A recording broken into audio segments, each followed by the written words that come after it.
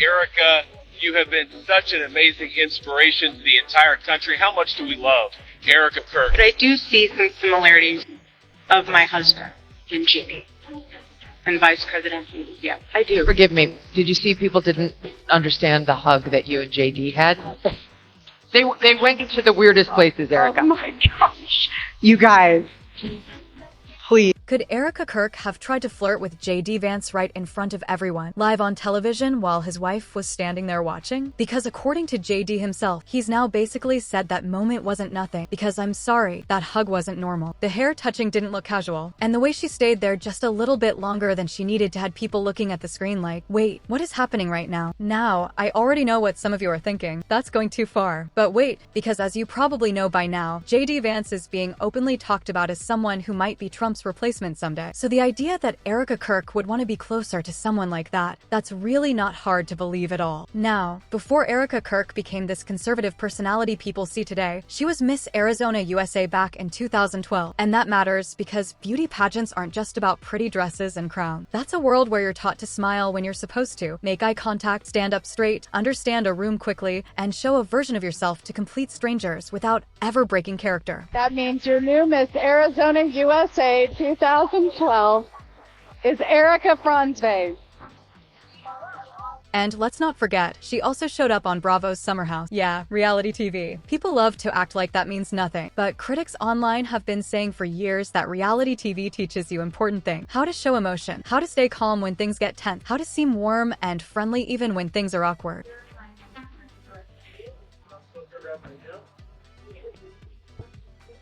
Now, that part becomes important later, because once Erika moved into political spaces, people didn't just say she was polished and professional. Conservative critics started whispering that she brought Hollywood energy with her. Online, people don't just say Erika smiles a lot. They say she knows exactly when to smile, when to make her voice softer, when to lean in closer, when to make a moment feel personal. And if you've watched her interview, especially the recent one, you can literally see her change how she acts. Calm, put together, then suddenly tears start flowing. And I'm not even the one saying this. A lot of people online straight up call it acting. My husband did something very simple.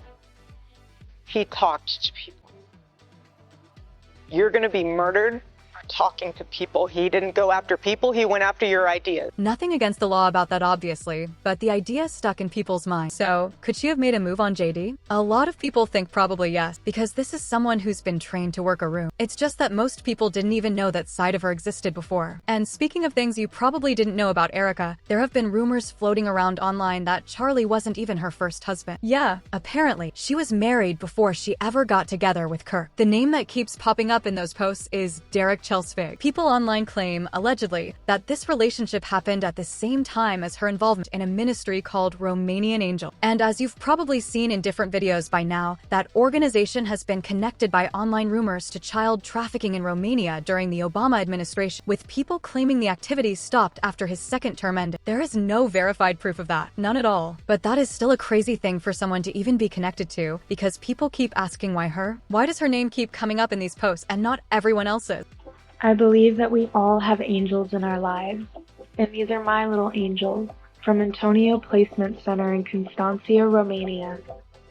And now you can see the real problem, because even being loosely linked to accusations like that alone could destroy JD Vance's political future before it even really gets started. What really made the situation get worse is that the criticism didn't just stay on one side. She wasn't only getting attacked by the left, she started catching heat from the right too. Far-right voices like Nick Fuentes went straight after her, calling her fake, calling her manipulative, basically saying she's an actress who puts on a conservative role when it helps her. And once that CBS town hall preview came out, he went live and made his feelings very clear. He didn't hold back at all. He made fun of her tone, her facial expression, the pauses in her speech. At one point, he even joked, and the Oscar goes to Erika, like he was watching a bad performance instead of a serious interview. Erika, her face, her expression hardens and she goes, stop. And we're supposed to be like, oh. Oh, whoa. Different sides of the internet, same opinion, that her past felt like a performance, and people started wondering if her present was one too. Now, as you all know, Charlie was killed in broad daylight. And even though there's a known shooter in custody, a lot of people are still not convinced, which is why so many conspiracy theories started spreading. People began saying Erika knows more than she's telling, that there's information she's keeping secret. And even though Erika has publicly said she forgives the shooter, a lot of people online don't believe that. They say it doesn't make sense. They say it doesn't feel real. Man. That young man. I forgive him. There's also a strong belief online that this wasn't a one-person job, with people questioning how everything could have been planned and done by just one person. Some rumors go even further, connecting the situation to intelligence groups, even Mossad. To be very clear, that part is pure guessing. Nothing confirmed, just theories people throw around. But the fact that it even became part of the conversation shows how intense this got. Or two, some people say you were actually a Mossad agent sitting in front of me, and you were Charlie's handler, and Israel killed Charlie. And I'll be honest for a second. If you're JD and you're hearing rumors that your close friend's wife might have known more about his death and didn't say anything, that would be scary. Anyone would be nervous hearing that, especially when your own political future is being watched closely. Erika has dismissed all of this publicly, calling it conspiracy noise. But by the time she did, the internet had already made up its mind that there was more to the story. Stop. That's it. That's all I have to say. Stop. Then things took another turn. People started zooming in on her jewelry. Yeah, welcome to full internet detective mode. Some users claimed one of her large rings meant she was secretly connected to the Freemasons. Others began breaking down different pieces she wears, suggesting hidden meanings and symbols. Erika had previously shared that she wears a blood-stained St. Michael pendant, one her husband was wearing when he was shot. That detail alone sent people spiraling even more.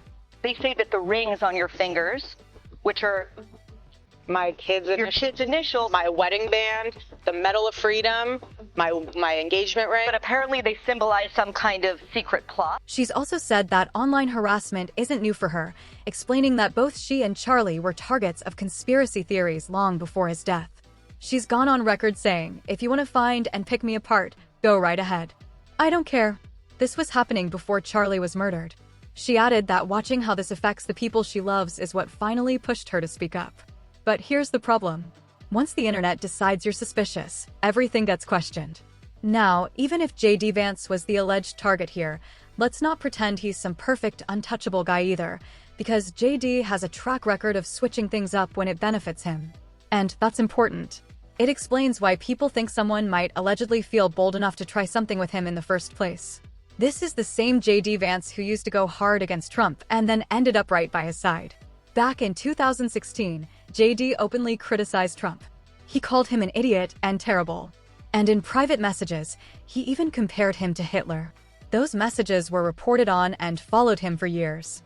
Then fast forward and suddenly he's a loyal Trump ally. Front row, all in.